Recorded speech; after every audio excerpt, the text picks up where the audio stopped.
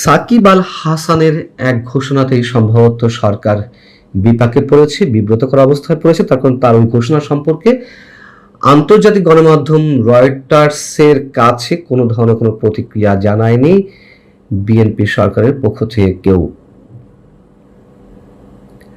এবং সাকিবের ওই ঘোষণা আন্তর্জাতিক মহলে কি বার্তা যেতে পারে সে বিষয়ে পরে আসছি। তার আগে ঘোষণাটি সম্পর্কে আপনাদের জানাই, নিশ্চয়ই এর মধ্যে অনেকে জেনেছেন। তিনি আন্তর্জাতিক বার্তা সংস্থা রয়টার্সকে দেওয়া এক সাক্ষাৎকারে বলেছেন যে সরকার যদি তার নিরাপত্তা দেয় তাহলে তিনি দেশে ফিরে বিচারের মুখোমুখি হতে প্রস্তুত। তিনি বলছেন যে আমি দেশে ফিরে আদালতের বিচার প্রক্রিয়া সহ যা যা করার প্রয়োজন সবই করতে প্রস্তুত। আমি জানি আমি কোনো অন্যায় করিনি, তবে সরকারকে আমাকে নিরাপত্তার ব্যবস্থা করতে হবে। এমনকি তিনি একথাও বলেছেন যে যত দ্রুত সম্ভব তিনি দেশে ফিরতে চান। যদি তা সম্ভব না হয়, ডিসেম্বরে সাবেক প্রধানমন্ত্রী শেখ হাসিনা দেশে ফেরার যে ঘোষণা দিয়েছেন সেই তার নেত্রীর সঙ্গেই তিনি দেশে ফিরতে চান, দেশে ফিরবেন, ফেরার চেষ্টা করবেন এবং দেশে ফিরে তিনি তার অবসরের একটা পরিকল্পনার কথাও জানিয়েছেন যে একটা বিদায়ী সিরিজে অংশ নিতে চান। তো সাকিব আল হাসান রয়টার্সকে দেওয়া সাক্ষাৎকারে এর আগে তার যে একাধিকবার দেশে ফেরার প্রস্তুতি এবং সেগুলো কিভাবে ভেস্তে গেল সে বিষয়েও খোলামেলা কথা বলেছেন। তিনি বলেছেন যে 2024 সালের শেষ দিকে, অর্থাৎ তৎকালীন ডক্টর ইউনূস সরকারের আশ্বাসে একবার দেশে ফেরার প্রস্তুতি নিয়েছিলেন, অর্ধেক পথ যাত্রাও করেছিলেন। যুক্তরাষ্ট্র থেকে তিনি যখন দুবাই পৌঁছান তখন তিনি জানতে পারেন যে তাকে নিউ ইয়র্ক ফিরে যেতে হবে, তার কারণ তাকে দেশে ফিরতে দেওয়া হচ্ছে না। তিনি মন্তব্য করছেন যে 12 ঘন্টার মধ্যে আসলে কি ঘটে গেল আমি জানি না। এরপর আরো একবার তিনি দেশে ফেরার প্রস্তুতি বা পরিকল্পনা নিয়েছিলেন, কিন্তু ওইবার শেখ হাসিনার জন্মদিন উপলক্ষে সামাজিক যোগাযোগ মাধ্যম ফেসবুকে তিনি শুভেচ্ছা জানিয়েছিলেন। এই কারণে তাকে ওই পোস্টের কথা জানিয়ে দেওয়ার পর বলা হয় তাকে দেশে ফিরতে দেওয়া হবে না। এমন মন্তব্য করে তিনি বলছেন যে আমি বুঝতে পারি না বাংলাদেশে আমাকে ঢুকতে না দেওয়ার মানদণ্ড কিভাবে এটি হতে পারে। এমনকি ডক্টর ইউনূস সরকার তাকে শর্ত দিয়েছিল যে তিনি যদি আওয়ামী লীগ বা শেখ হাসিনার সাথে সব ধরনের সম্পর্ক বিচ্ছিন্ন করেন তাহলে তার দেশে ফেরার বিষয়টি বিবেচনা করা হতে পারে। তখন তিনি নাকি বলেছিলেন যেটি প্রশ্নই ওঠে না, তার অবস্থান স্পষ্ট। তিনি আওয়ামী লীগের রাজনীতি শুরু করেছেন, আওয়ামী লীগের সঙ্গেই থাকবেন। এসব বিষয়ে রয়টার্সের পক্ষ থেকে প্রধানমন্ত্রীর কার্যালয়ে প্রধানমন্ত্রীর যারা মুখপাত্রের দায়িত্বে রয়েছেন তাদের সঙ্গে যোগাযোগ করা হয়েছিল, কিন্তু রয়টার্স লিখছে যে তাৎক্ষণিকভাবে তাদের কোনো প্রতিক্রিয়া পাওয়া যায়নি। তবে বাংলাদেশের পক্ষ থেকে কোনো কোনো গণমাধ্যম তার এই সাক্ষাৎকারের পরে ক্রীড়া প্রতিমন্ত্রী আমিনুল হকের সঙ্গে কথা বলেছে। সেখানে এক গতানুগতিক ধারায় অদ্ভুত এক রিপোর্ট চলে আসছে, মন্তব্য চলে আসছে। ক্রীড়া প্রতিমন্ত্রী আমিনুল হক বলছেন যে একজন ক্রিকেটার হিসেবে যে অবস্থানে তিনি ছিলেন সেখান থেকে সরে গিয়ে যখন রাজনৈতিক পরিচয় বেছে নিয়েছেন তখন আমার মনে হয় না তার দেশে ফিরে আসার কোনো সুযোগ আছে। দেশে ফিরলে তাকে আইনি প্রক্রিয়ার মধ্য দিয়ে যেতে হবে। সাকিব আল হাসানের বিরুদ্ধে দুটি মামলা রয়েছে, আমরা জানি যে একটা হত্যা মামলা আর একটা দুর্নীতি সংক্রান্ত মামলা। এবং এই হত্যা মামলার বিষয়গুলো নিয়ে তো অনেক কথা হয়েছে, কে শোনে কার কথা। সাকিব আল হাসান বলছিলেন, রয়টার্সকেই জানিয়েছেন যে তাকে যে মামলায় জড়ানো হয়েছে, যে হত্যাকাণ্ডের সঙ্গে জড়িত থাকার কথা বলা হয়েছে, ওই হত্যাকাণ্ড যখন সংঘটিত হয় তখন তিনি টরেন্টোতে অবস্থান করছেন। তিনি কিভাবে হত্যাকাণ্ডের সঙ্গে জড়িত হতে পারেন? যাই হোক, আমাদের ক্রীড়া প্রতিমন্ত্রী যে কথাটি বললেন যে যেহেতু তিনি রাজনীতি বেছে নিয়েছেন তার আর ফেরার সুযোগ নেই। আচ্ছা, রাজনীতি বেছে নিয়েছেন বেশ ভালো কথা, তিনি হত্যা মামলা আসামি, তিনি তো বলছেন যে তিনি দেশে এসে দেশে ফিরে আইনি প্রক্রিয়ার মুখোমুখি হতে চান, তার বিরুদ্ধে যে মামলাগুলো রয়েছে হত্যা মামলা সহ সেগুলোকে ফেস করতে চান এবং নিরাপত্তাটা চেয়েছেন। তিনি তো বলেননি যে আমাকে জামিন দিতে হবে, আমাকে জামিনের শর্তে দেশে আমি আসতে চাই, এই ধরনের কোনো মন্তব্য তো করেননি। এই যে মবের ঘটনাগুলো ঘটছে, এই যে হামলা, নানান ধরনের রক্তপাতের ঘটনা ঘটছে, সেই জায়গা থেকে তিনি বলেছেন যে তাকে যেন নিরাপত্তা দেওয়া হয়। এটি তিনি দাবি করতে পারেন না। তিনি তো যেন মানুষ নন, একজন সাধারণ মানুষও এই দাবি করতে পারেন যে আমি বিচারের মুখোমুখি হতে চাই, আমাকে যেন নিরাপত্তা দেওয়া হয়, বিচারের আগেই যেন আমাকে মেরে ফেলা না হয়, সন্ত্রাসীদের আক্রমণের শিকার না হই, মবের শিকার যাতে না হয়, এইগুলোই তো বলেছেন তিনি, এর বাইরে তো অন্য কিছু নয়। তার মানে রয়টার্সকে প্রধানমন্ত্রীর কার্যালয়ের কেউ যেমন কোনো প্রতিক্রিয়া জানায়নি, আবার ক্রীড়া প্রতিমন্ত্রী আমিনুল হক তিনি কথা বলে খানিকটা নিজেকেই পেঁচিয়ে ফেলেছেন। কি উত্তর দিয়েছেন তা তো শুনেছেনই। এবং সাকিব আল হাসান এই কথা বলার কারণ কি? এই যে 2 দিন আগে গত বুধবার দিল্লিতে শেখ হাসিনার যে সংবাদ সম্মেলন ছিল সেখানে তিনি ভার্চুয়ালি যোগ দিয়েছিলেন সাকিব আল হাসান। এই কারণে তার পরপরে তার মাগুরার বাড়িতে হামলা করা হলো, আগুন দিয়ে জ্বালিয়ে দেওয়া হলো। তো তিনি তো বলবেন আশঙ্কার জায়গা থেকে যে আমাকে নিরাপত্তা দিলে আমি বিচারের মুখোমুখি হতে চাই। তাহলে কোনো মানুষকে নিরাপত্তা দেওয়া হবে না? বিচারের মুখোমুখি তারা যে হতে চান সেই সুযোগ দেওয়া হবে না? এই জন্য বলছিলাম যে বিএনপি বিপাকে পড়েছে। কেন বিপাকে পড়েছে? সাকিব আল হাসানের যে পরিচয় সেটি তো একজন রাজনীতিবিদ হিসেবে বা একজন সাবেক সংসদ সদস্য হিসেবে তাকে যতটা মানুষ চেনে আন্তর্জাতিক পর্যায়ে, তার চেয়ে তো 10 গুণ 50 গুণ বেশি মানুষ তাকে চেনেন একজন সাবেক অলরাউন্ডার হিসেবে, ক্রিকেটার হিসেবে, খেলোয়াড় হিসেবে।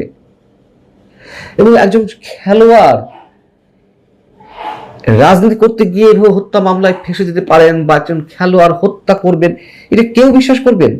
কোনো কোনো ক্ষেত্রে আমি তো মনে করি আন্তর্জাতিক পরিমণ্ডলে শেখ হাসিনার যে পরিচিতি, তার যে অবস্থান, কোনো কোনো ক্ষেত্রে সাকিব আল হাসানের পরিচয়টা তার চেয়েও একটু অন্যরকম। এখন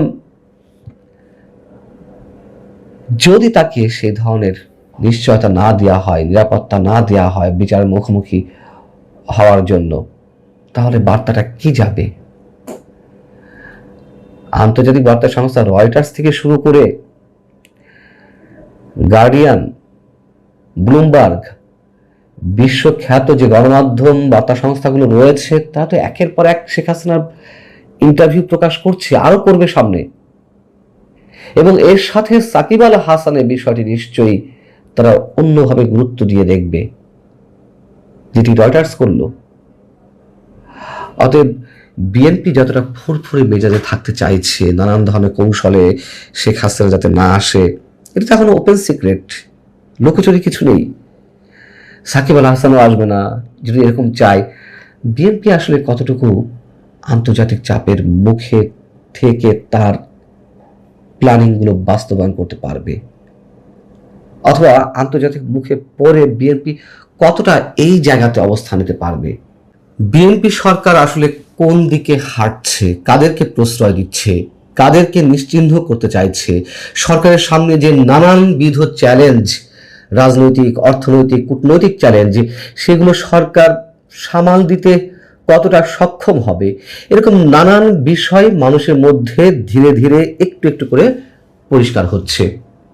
কদিন আগে শেখ হাসিনা দিল্লিতে যে একটি অনুষ্ঠানে বা একটি সংবাদ সম্মেলনে অংশ নিলেন, বিভিন্ন প্রশ্নের উত্তর দিলেন, সেই প্রসঙ্গে আমাদের স্বরাষ্ট্রমন্ত্রী সালাউদ্দিন আহমেদ সাংবাদিকদের এক প্রশ্নের জবাবে বলেছেন যে কিসের হাসিনা, কোথায় বক্তব্য দিয়েছে, তার চেহারা কি দেখা গেছে? মাঝে মধ্যে আওয়াজ টাওয়াজ শোনা যায় তারা চেষ্টা করছে বাংলাদেশে কোনো অস্থিরতা সৃষ্টি করা যায় কিনা, কিন্তু বাংলাদেশের মানুষ কখনো এসব গ্রহণ করবে না। কথাগুলো খেয়াল রাখেন। এর আগে তিনি বলেছেন যে আওয়ামী লীগের দাফন হয়ে গেছে দিল্লিতে। মাঝে আবার বললেন যে বিদেশে পলাতক আওয়ামী লীগেরা মাঝে মধ্যে একটু এদিক ওদিক উকিঝুঁকি মারে, এই পর্যন্তই, কিছু করার মুরত তাদের নেই। আমরা সরকারের সব বক্তব্যই নিঃসন্দেহে গুরুত্বের সঙ্গে দেখতে চাই, কিন্তু স্বরাষ্ট্রমন্ত্রী সালাউদ্দিন আহমেদ যে প্রশ্ন ছুড়ে দিলেন, তার অর্থাৎ শেখ হাসিনার চেহারা কি দেখা গেছে, এই কথা দিয়ে আসলে তিনি কি বোঝাতে চেয়েছেন? মানে শেখ হাসিনা জীবিত নেই, অথবা ওই অনুষ্ঠানে শেখ হাসিনার যে প্রশ্নোত্তর পর্ব বা যে বক্তব্য সেটি এআই দিয়ে তৈরি, বিদেশ থেকে ফাঁকা আওয়াজে কোন রকম অস্তিত্ব ধরে রাখার চেষ্টা করছে আওয়ামী লীগ, এই কথাগুলোই কি বলতে চেয়েছেন? আমরা জানি না। যদি তাই হয়, আওয়ামী লীগ যদি সন্ত্রাস সৃষ্টির চেষ্টা করেই থাকে, আচ্ছা গত 2 বছরে আওয়ামী লীগের কি ধরনের সন্ত্রাসী কর্মকাণ্ড আমরা দেখেছি? বরং দিকে দিকে যে আগুন দেখছি আমরা, সেগুলো কারা দিচ্ছে, কারা করছে এসব ঘটনা? আর সরকার তার বক্তব্যের মধ্য দিয়ে একেবারে সরাসরি এতটা উৎকণ্ঠার বহিঃপ্রকাশ কেন ঘটাচ্ছে? বুধবার শেখ হাসিনার যে সংবাদ সম্মেলনে সরাসরি অডিওর মাধ্যমে উপস্থিত ছিলেন, সেই অনুষ্ঠানে একই অনুষ্ঠানে ভিডিও কনফারেন্সে যুক্ত ছিলেন ক্রিকেটার সাকিব আল হাসান। কি হলো ওই দিনই? প্রচন্ড প্রতিহিংসার জায়গা থেকে সাকিব আল হাসানের মাগুরার বাড়িতে আগুন ধরিয়ে দেওয়া হলো, পেট্রোল বোমা নিক্ষেপ করা হলো। একইভাবে আমরা দেখলাম যে আজ শুক্রবারও ওই সংবাদ সম্মেলনে উপস্থিত থাকা সাবেক শিক্ষামন্ত্রী মহিবুল হাসান চৌধুরী নওফেল, তার বাড়িতেও, চট্টগ্রামে তার বাড়িতেও পেট্রোল বোমা নিক্ষেপ করা হলো, আগুন ধরিয়ে দেওয়া হলো। এগুলো কিসের লক্ষণ?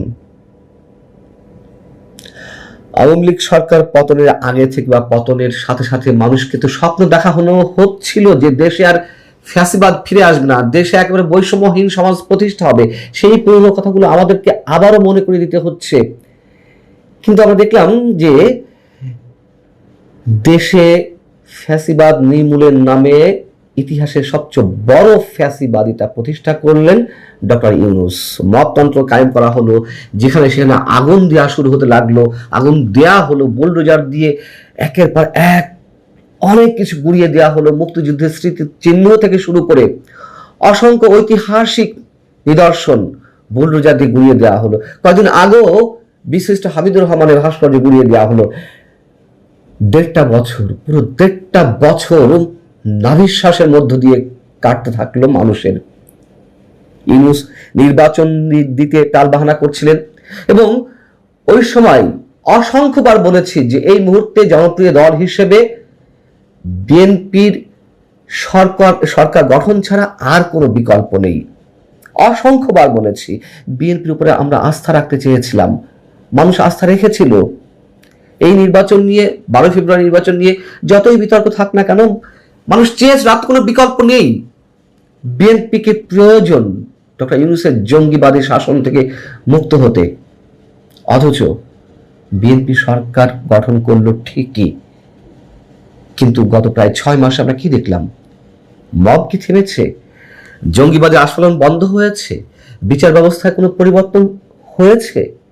আইনের শাসন প্রতিষ্ঠার কথা যে সকাল বিকাল আমাদের প্রধানমন্ত্রী আমাদের শোনাচ্ছেন, কি হয়েছে আইনের শাসন প্রতিষ্ঠার? চাঁদাবাজি বেড়েছে না কমেছে? সন্ত্রাসী কর্মকাণ্ড বেড়েছে না কমেছে? অর্থনৈতিক অবস্থা কোন পর্যায়ে এই মুহূর্তে? 24 আগস্টের 20 থেকে 22 তারিখ থেকে আমি বলা শুরু করেছিলাম, আমাদের এই চ্যানেলের পেছনের ভিডিওগুলোতে গিয়ে দেখুন। ডক্টর ইউনূসের যে দুঃশাসন মানে 2 সপ্তাহের মধ্যে বুঝতে পারলাম যে কোন দিকে যাচ্ছে, এবং জুলাই আন্দোলনকারীদের যে অপকর্ম, সেসবের কারণে আওয়ামী লীগই দ্রুত ফিরে আসবে, তারাই আওয়ামী লীগকে ফিরিয়ে নিয়ে আসবে।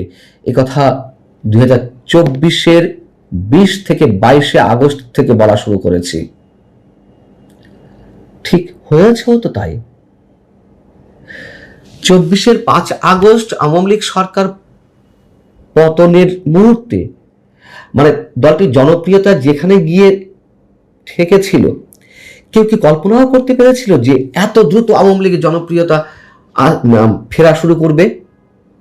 নিশ্চয়ই না, অনেকে তা কল্পনাও করতে পারেনি। কিন্তু বাস্তবতা হচ্ছে সেটি এখন ঘটছে। এখন সেই একই কাজ ডক্টর ইউনূসের সময় যে কাজগুলো ঘটছিল কম বেশি তাই তো চলছে। মানুষের আস্থার বিপরীতে বিএনপি দ্রুত জনপ্রিয়তা হারাতে শুরু করেছে, এটাই বাস্তবতা। লাভের লাভ কার হচ্ছে? আওয়ামী লীগের হচ্ছে। ডক্টর ইউনূসের সময় আওয়ামী লীগ তার জনপ্রিয়তা ফিরে পেতে শুরু করেছে, এখন এসে এই মুহূর্তে আবার মানুষ তুলনা করছে। তখন তুলনা করেছে ডক্টর ইউনূসের সঙ্গে আওয়ামী লীগের, এখন তুলনা করছে বিএনপির সঙ্গে আওয়ামী লীগের। অবশ্যই আওয়ামী লীগের অনেক ধরনের অপকর্ম ছিল, অন্যায় ছিল, অসঙ্গতি ছিল, নানান ধরনের দুর্নীতি ছিল, কেউ তো আমরা অস্বীকার করি না। নাম তো তারা এই জন্য দেওয়ার সুযোগ পেয়েছিল যে ফ্যাসিবাদী সরকার। কি ঘটছে এখন? কেউ যদি বলেন যে আওয়ামী লীগের জনপ্রিয়তা বাড়ছে, তার প্রমাণ কি? যে আওয়ামী বিরোধী রাজনীতি করেন বা আওয়ামী বিরোধী মানসিকতা রয়েছেন, তারা অবশ্যই এই প্রশ্ন করতে পারেন।